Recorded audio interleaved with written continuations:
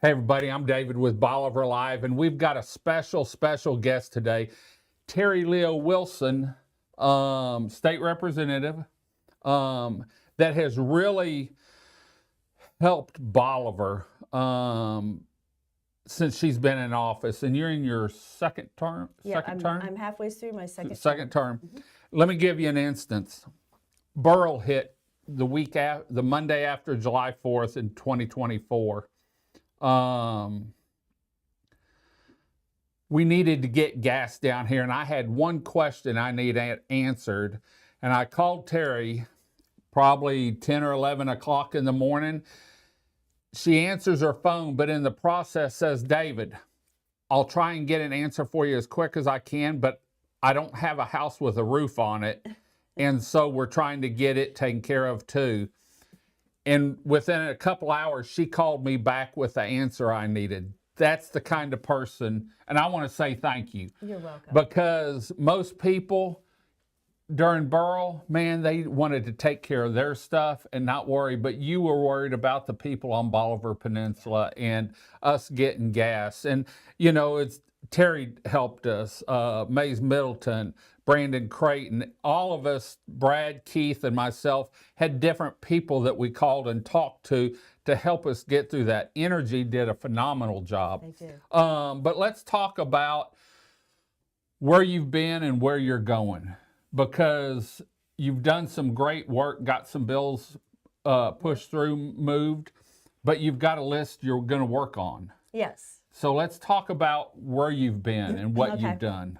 Well, I do love the people of Bolivar. I do love the people of this district.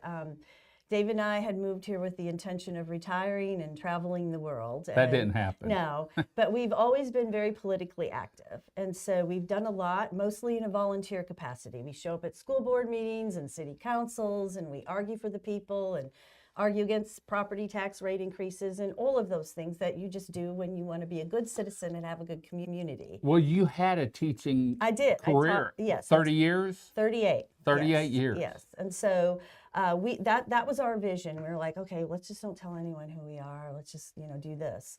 And so we did sell everything off and bought a beach house. So we live just like the people on Bolivar. We have to pay TWIA. We have to do all of the things that you guys have to do. So a lot of times they look at you as a state rep and think, these things don't happen to you. They're happening to us when they're happening to you. And just like Burl, it happened to you. In fact, to me. Worse down there where you are than what it was up here. Yes, because we had a tornado that touched down in Jamaica Beach, and we live right next to Jamaica Beach. But I'm so glad that we didn't do our original plan. We were not happy with the people in the race, and we knew how to win a race, and we had helped so many different candidates over the years. We said, okay, so let's pray about this. It's not what we had planned. It's not what we had envisioned. And both of us woke up in the morning and looked at each other and said, let's go. We cannot let, especially two of them were younger, we were like, we can't let them get to the office because they'll be there forever and we won't be able to get rid of them. Right. And we care about where we live. We care about the policies. We care about good government.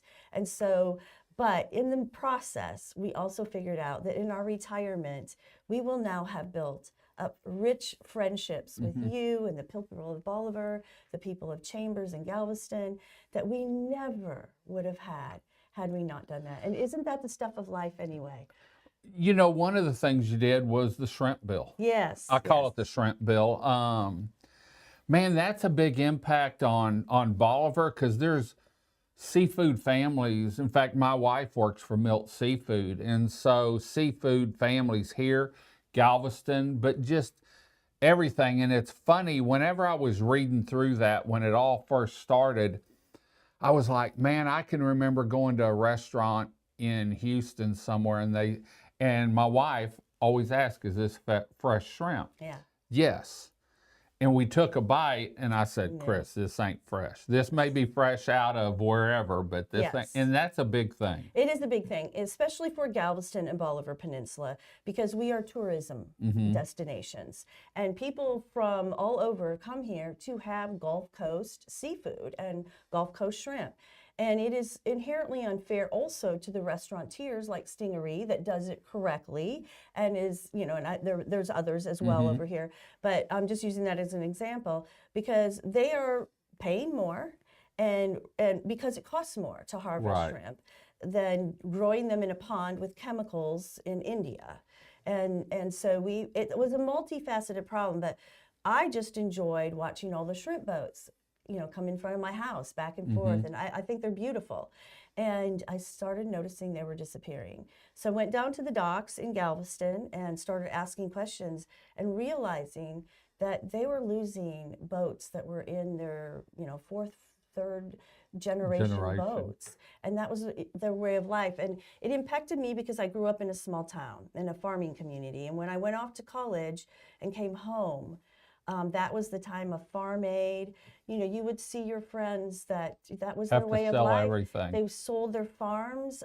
Everything went for auction. It was cheap because there was multiple on the weekend. And it was devastating to watch people who, it wasn't just their possessions and their farm and their house. That was their way of life. Well, and your dignity too. Yes, no one wants to say, No. I'm going to have to sell everything because I can't make it. Exactly. And they were selling grandma's Jenny Lynn bed for $10. I mean, things that were part of their life and part of their history. So when I learned that impacted my soul. It really did. And so one of the things that surprised me is I've done a lot of really big bills on education and property tax reform, law enforcement, all of those that have been really, really impacted everybody across the state. But I found that my local bills, like the Bolivar wastewater bill, fixing the ferries, all of those different things, those are the things that I see every day Close that I to go, home. yeah, close to home, that I go, I did that. And I know that nobody else may know that, but I did it. And there's a huge sense of gratification for that, making people's lives better that I know, that I live with. And I realized when I got there that my local bills meant just as much as my great big bills. And I never thought that was going to be possible. But when I passed the shrimp bill, I saw pops, I saw the families, I saw I saw their faces, and I did not want to let them down. Yeah. And so I'm also going into this at 66 years of age. I've already had a career. This is not it. And so it's kind of refreshing because for me, I'm there to get the policy done. I'm there for a short period of time in life, and I am going to work hard as I can till sine die to get my bills passed. And that's one of the reasons why I've been one of the most prolific bill passers for only a sophomore. I also never burn bridges there. Everyone, my House caucus members are all endorsing my candidacy, as well as President Trump, as well as Greg Abbott, Senator Cruz, I have Senator Middleton. So, I mean, everyone, because I work well with everyone. Dr. Bonin, my counterpart in Galveston County, is also endorsing me, which it's really a benefit to our area to have both of us. He's chair of appropriations, and so I'm the southern part of Galveston County, and since we have a good relationship, I also think that that's helpful. I got the traineeship for Texas A&M into the appropriations, and so we've got a lot of mental health stuff for Galveston County in appropriations because Dr. Bonin cares about Galveston County too.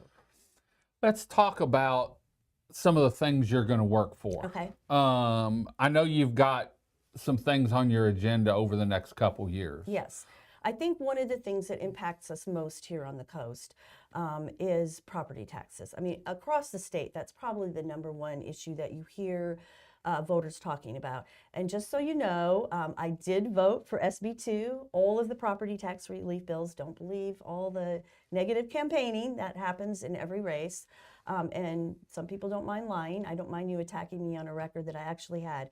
But I did support the $20 billion of property tax relief that was contained in SB 1. But more importantly, I voted for the budget. And sometimes you take a hit because there's things in the budget that it's one big piece. You vote for it or against it. And there's things in there that I might not be, so on board with. but my stuff was in there for Bolivar Peninsula, for Galveston County, for Chambers County. Rural law enforcement got a huge chunk of the change while I was there. More money has been brought into Chambers County by myself than any other legislator at this moment in time. And the only one that comes close is Craig Island, and that was a ways back. So, you know, I work really, really hard for those things, but property tax relief is critical to everyone in the state. I support the Eliminate Property Tax bill. Each and every session I carry it.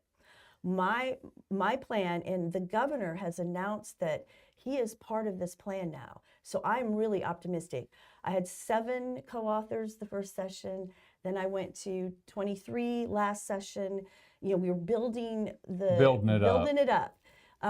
But what I would like to do, and the governor's on board now, is we would like to eliminate the M&O portion of your property tax, which is the largest portion. Okay. So, you know, our schools are already having to follow state regulations and rules from TEA and, you know, all the things that we pass into law. So the one thing that the state doesn't have control over is property taxes, the schools being the largest portion. And we don't have any control over the spending or debt of schools. Right. And so this way we would have some say in that as a state. As a state, we have strict spending rules. We cannot spend more than we take in, more than our revenue. If we don't have a surplus, those things aren't going in the budget. It's in our Texas Constitution. We have a no new revenue rate, basically. We cannot spend more than population increase plus inflation. And that is where our budget ends. And that rest of that money will go into a surplus fund. So we have very strict funding rules. Why don't we do that with local governments, municipalities, and counties? So we will consider that for the first time ever this next session, and I'm all on board with that. If we can truly work towards elimination, we create a more affordable housing situation for both Bolivar and Galveston in particular, because we have, you know, second homes here. We have, but people that live and work here need affordable housing. They need to be able to afford That's our TWIA. biggest problem. And Dave and I are dropping TWIA this year after Beryl and, you know, the things that we had to go through to try to get recovered. We have very high deductible to make it affordable. We're both senior citizens and retired. I'm on TRS, my husband's on Social Security. So we live the same lives. And we cannot afford both. And we had a very high deductible, and of course it came in right under the deductible. And I argued with the insurances just like you guys argue with the insurances. Yeah, so I think that we are well on our way to making more progress. But last session, the budget contained $51 billion of property tax that will be ongoing for each biennium after. It's in the budget for the next biennium and the next. And that will be for buying down that M&O portion to get to where it's zero. So that's really, I think, going to be part of next session. The other push that we have had, and we have had the Speaker of the House here 3 times this last year, to understand that this little section, the south part of the section with the Port of Houston, Texas City, the Port of Galveston, we are 27% of the state's GDP. That is huge. We have to protect the coast. We have to make it affordable so that people can live and work here in industry, in the port, in tourism, all of those things. But it's in the state's best interest. Most of the people from, you know, West Texas or in a suburban area don't really understand the separate issues of the coast. And they are like, well, you chose to live there. You deal with all the problems. No, the state will deal with the problems if this area goes down. It's our ports, it's our chemical plants, it's our people. Absolutely. And Yes, and one of the things that I intend to do next session, and I asked the senior member of the coastal community, which is Todd Hunter out of Corpus Christi. I didn't want to step on any toes. I said, but you know, we don't have a coastal caucus. The 22 of us state reps that live along the coast, that advocate for coastal issues, we need to have a caucus. And we need to get a plan, and we need to move forward together to protect the coastline, to protect our shrimpers, to protect the ports, to protect all of the things that are important that this coast is vital to the state of Texas. Even ourselves, when we lived in Harris County, until we moved here, we didn't see it. Yeah. Until we moved here, we just thought, we didn't see the industry, we didn't see the port, we didn't see the commerce, the activity, and the income that this area brings to the state. We had really no idea. I don't think people realize, they see Bolivar and they see Galveston and they think tourism and the Strand and that, but now we've got the cruise ship industry. We've got the Port of Texas And adding City. a fifth one, and Yeah. we're adding shipping. We've got Texas City, and the crossing of the Houston Ship Channel and the Intercoastal. Man, that's an important intersection Yes. there, because if something happens there, it shuts down Galveston, Texas City. People don't realize what it shuts down, and the port way up in Houston. And Yes. so I was talking to a buddy one time when we had I think a barge got hit there.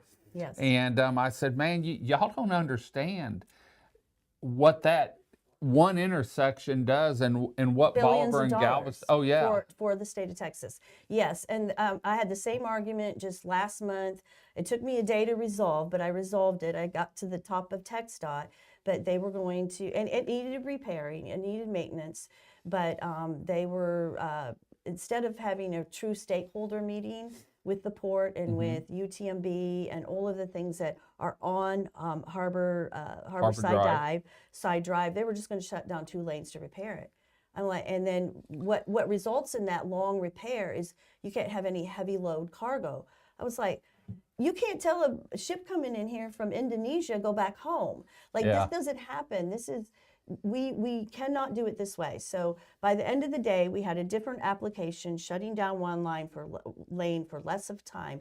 The application is not going to last as long as the initial one that TxDOT had planned, but we had to make them understand that you might be able to do this application That'd be like somewhere shutting else. down 610. You cannot, yes, you cannot shut down the port of Galveston. Yeah. And you can't shut it down for any length of time, and you can't shut it down for cargo. And so it took me the entire day to resolve. We got it resolved, and we got a solution, and we got, law enforcement involved to redirect traffic from UTMB for all of the emergency room traffic, because they use that road. We got Texas A&M involved. We got, we had all truly a stakeholder meeting. And we also have the port now and the pilots notifying when a large cargo is coming in, so that, Everyone can. Yes, so that everyone can coordinate those intersections and lift the construction, let them through, and then go back to work. So we have it all timed, we have it all coordinated. It should have been done that way in the beginning, but it wasn't. They just assumed, well, this is no big deal. We'll just do it because we do this all the time. No, this is a big deal. Yeah. So, so that's where I think that my negotiating skills come into play, my relationships that I have built with not just agency heads, but just with all the people. I mean, I know them. I have their cell phone. They have my cell phone number. I give everybody out my cell phone number. So if anyone needs it or wants to talk to me about the campaign or issues going forward, I'll be happy to do that. I get most of my local bill ideas from you guys, because I find out what's wrong. I find out that you needed a wastewater option for Bolivar. I find out about 87 and how to initiate getting that road elevated and what has to happen first. And so I get the bill ideas from you guys complaining to me about something, or talking to me about something, or saying, why, well, this seems silly. Why is this in law? And I'm like, yeah, you're right. Who put that in there in the first place? So I really appreciate the feedback from constituents, because you guys are boots on the ground. You live here, you see it. And so Every day. yeah, every day. What's a website if people want to get more information on yourself and some of the things you've done, some of the things you're going to work for? What's a good way for people to get hold of that information? Well, go to terrifortexas.com. Okay. And I have my... Pretty easy to remember, isn't it? Terri for Texas. Yeah, Terri for Texas. And so I also have my endorsements are up there. I have every last pro-life, pro-family, pro-liberty, pro-industry, pro-agriculture endorsement. My opponent has 0. And so he tries to make light of that endorsement. But the reason why those endorsements are very, very important, these are advocacy groups. You don't pay for those endorsements. They are monitoring and watching your voting record and your authorships of Right. bill that have something to do with their Right. their organization. So I have the 2 state law enforcement endorsing me because of my record on law enforcement. I voted for the Interoperability Council, where ICE can come in and work with the local jails and sheriff's offices to detain illegals and be reimbursed from the state Right. for that cost to those little, especially rural communities, Right. to those jails, and for the time that person is detained till ICE can get there. It creates a coordination between Right. local law enforcement and ICE that wasn't there before. I voted for that bill, but I just want to say a couple Okay. things because of my work on law enforcement.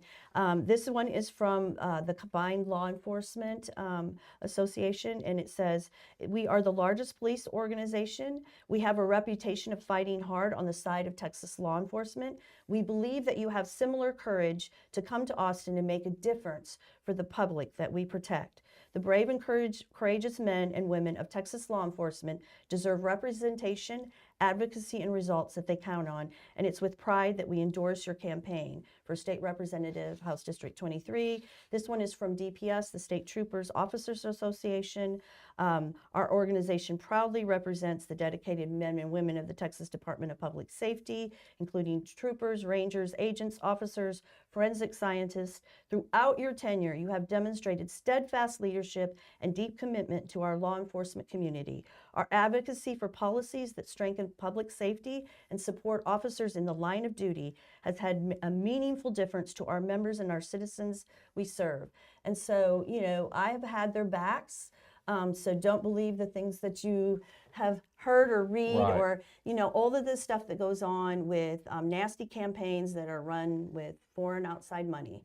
And so it is what it is, but my record is what I am running on. I have a solid record, and I'm always consistently voted in the top 10 conservative Republicans of the entire House of the 150 members, consistently both sessions. No matter what you look at, if you look at Texas Values or Grassroots America or whatever that is, I'm always up there because I work hard. Right. I work hard to support those bills. Well, and like I said,